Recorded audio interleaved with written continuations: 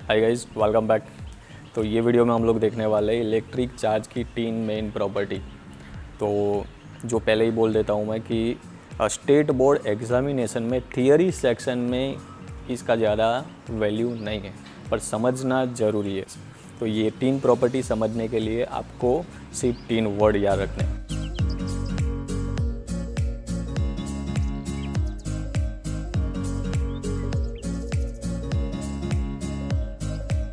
Okay, तो electric charge की जो 3 प्रॉपर्टी है उसमें से पहली जो प्रॉपर्टी है वो है कि इलेक्ट्रिक चार्ज का एडिशन हो सकता है, विद्युत भारों सरवाड़ो थई सके।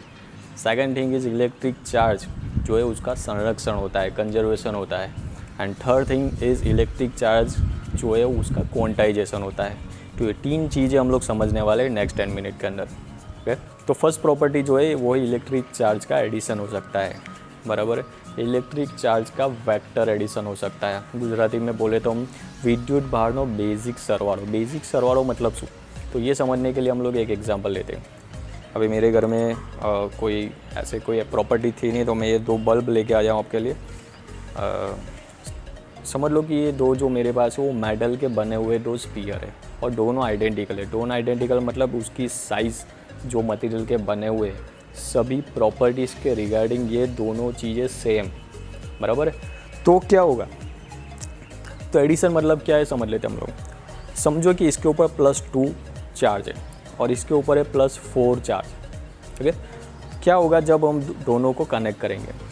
अगर दोनों एक दूसरे के कांटेक्ट में आते हैं उसके बाद अलग हो गए, तब दोनों के ऊपर चार्ज क्या होगा समझ लो। अगर इसके ऊपर +2 चार्ज है, इसके ऊपर +4, तो जब हम कनेक्ट करेंगे और दोनों को अलग करेंगे तो उसके बाद ये स्फीयर के ऊपर हो जाएगा +3 चार्ज और ये स्फीयर के ऊपर भी हो जाएगा +3 चार्ज। तो जब 2 आइडेंटिकल चीज़ों को एक दूसरे के कांटेक्ट में लाते हैं और अलग करते हैं, तो दोनों के ऊपर जो चार्ज है वो इक्वल अमाउंट में, मोरेओवर इक्वल अमाउंट में एस्टैब्लिश होता है। ये एग्जांपल मैं आपको इसलिए दे रहा हूँ क्योंकि ये एग्ज़ाम में पूछते हैं MCQs के अंदर।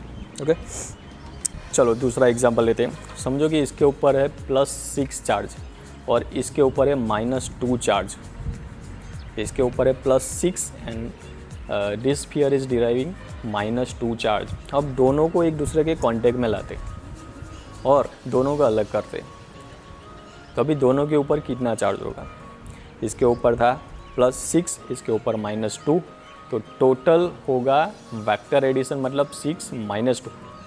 6 - 2 मतलब 4 कूलम जो चार्ज है वो दोनों के ऊपर इक्वल अमाउंट में डिस्ट्रीब्यूट होगा।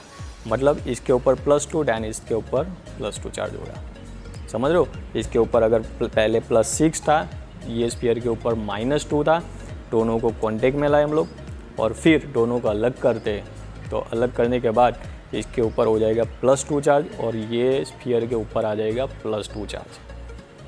तो समझ रहे हो आप कि अगर 2 चीज़ें आइडेंटिकल है, सेम है, दोनों को एक दूसरे के कांटेक्ट में लाते और फिर अलग करते, तो चार्ज दोनों के ऊपर इक्वली डिस्ट्रीब्यूट होगा। चलो एक एग्जांपल और लेते हैं हम लोग कि समझो कि इसके ऊपर है +5 चार्ज और इसके ऊपर है -10 चार्ज। इसके ऊपर है +5, इसके ऊपर है -10। अब दोनों को एक दूसरे के कांटेक्ट में लाते और फिर अलग करते, तो अब ये दोनों के ऊपर कितना चार्ज होगा। ओके, तो इसका आंसर मैं आपको नेक्स्ट वीडियो में दूंगा। बेसिक सरवाड़ो, वेक्टर एडिशन, उसका सीधा मीनिंग है कि आप जब एडिशन करते हो फिगर का, तो आपको जो साइन है प्लस और नेगेटिव उसको ध्यान में रखना है। तो ये कोई अपनी पहली प्रॉपर्टी, इलेक्ट्रिक चार्ज का एडिशन करते हैं तो ऐसे करना पड़ेगा आपको। सेकंड थिंग, दूसरी जो प्रॉपर्टी है वो इलेक्ट्रिक चार्ज का कंजर्वेशन, मतलब विद्युत भारનું संरक्षण થાય છે। उसका सीधा मतलब यही है, आइसोलेटेड सिस्टम। आइसोलेटेड मतलब अलग करेलू तंत्र। आइसोलेटेड मतलब ऐसी सिस्टम के जिसका बाहरी कोई कनेक्शन नहीं है। तो आइसोलेटेड सिस्टम में कभी इलेक्ट्रिक चार्ज जनरेट नहीं होता, समझ लो। लास्ट एक एग्जांपल देता हूँ। समझो कि कोई चीज़ है वो आइसोलेटेड है, इलेक्ट्रिकली आइसोलेटेड है, मतलब उसका बाहरी कोई कनेक्शन नहीं है और वो है अभी इलेक्ट्रिकली न्यूट्रल। अभी समझो कि आपने किसी प्रोसेस के ज़रिए उसके अंदर एक पॉजिटिव चार्ज जनरेट किया है, समझो कि एक प्रोटॉन एक पॉजिटिव चार्ज प्लस ई जितना चार्ज अगर इसके अंदर जनरेट किया है तो 100% उसके अंदर एक नेगेटिव चार्ज एक इलेक्ट्रॉन भी जनरेट होगा। तो जितना पॉजिटिव चार्ज आपने जनरेट किया उतना ही नेगेटिव चार्ज भी जनरेट होगा, तभी उसका जो नेट चार्ज है जो पहले 0 था वही सेम रहेगा। तो विद्युत भार जो है इलेक्ट्रिक चार्ज जो है उसका कंजर्वेशन है, मतलब वो आइसोलेटेड सिस्टम में कभी डिस्ट्रॉय नहीं होगा या तो फिर आप उसको कभी जनरेट नहीं कर सकते, सिर्फ उसका ट्रांजैक्शन होता है। तो ये है इलेक्ट्रिक चार्ज की second property. And third property is quantization of electric charge, विद्युत भारનું क्वांटमीकरण। तो क्वांटाइजेशन जो वर्ड है वो आपको अच्छी तरह से समझना पड़ेगा, चाहे उसमें थोड़ा टाइम ज़्यादा क्यों ना जाए, क्योंकि क्वांटाइजेशन वर्ड का यूज़ हमें फ्यूचर के चैप्टर में भी होने वाला है। What is quantization? दोस्तों, क्वांटाइजेशन के रिलेटेड मेरा लास्ट वीडियो अगर आपने अभी तक नहीं देखा तो प्लीज़ पहले वो वीडियो विजिट कर लें, ताकि नेक्स्ट प्रॉपर्टी समझने में आपको बहुत आसानी रहेगी। ओके, सब समझते हैं what is quantization of electric charge. विद्युत ભારનું ક્વોન્ટમીકરણનો मतलब શું છે? इलेक्ट्रिक चार्ज का क्वांटाइजेशन मतलब किसी भी ऑब्जेक्ट को ले लो आप, अगर वो चार्ज है तो उसके ऊपर कितना चार्ज है, टोटल चार्ज कितना है, जिसको अगर हम Q बोले तो Q की वैल्यू कितनी होगी। तो Q की वैल्यू डिपेंड कर रही है उसके ऊपर प्रोटॉन कितने हैं इलेक्ट्रॉन कितने हैं वो नंबर पे। नंबर ऑफ इलेक्ट्रॉन और नंबर ऑफ प्रोटॉन लाखों करोड़ों में होते, पर हम यहाँ पे सिर्फ समझने के लिए सीखने के लिए एग्जाम्पल लेते। सपोज इसके ऊपर 1 प्रोटॉन है तो उसका चार्ज वैल्यू होगी, इसके ऊपर चार्ज बोल सकते हैं 1 प्रोटॉन मतलब 1.6 इंटू 10⁻⁻19 कूलम। अगर इसके ऊपर 2 प्रोटॉन है तो उसकी चार्ज वैल्यू हो जाएगी 2 इंटू 1.6 इंटू 10⁻⁻19 कूलम। तो अगर इसके ऊपर 3 प्रोटॉन है तो मतलब इसके ऊपर टोटल चार्ज है 3 इंटू 1.6 इंटू 10⁻⁻19 कूलम। समझ रहे हो? अगर इसके ऊपर 5 प्रोटॉन है और 2 इलेक्ट्रॉन है तो उसका नेट चार्ज जो है +5 ई जो है because of proton and 2 electron की वजह से उसका चार्ज होगा -2 ई, तो टोटल चार्ज होगा +3 ई।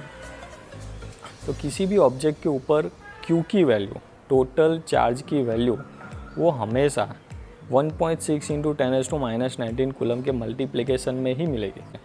तो उसके ऊपर जो चार्ज है उसकी वैल्यू जो है वो स्पेसिफिक नंबर E जो है 1.6 इंटू 10⁻⁻19 कूलम, ये जो नंबर है जिसकी साइन है E उसके मल्टीप्लिकेशन में ही होगा।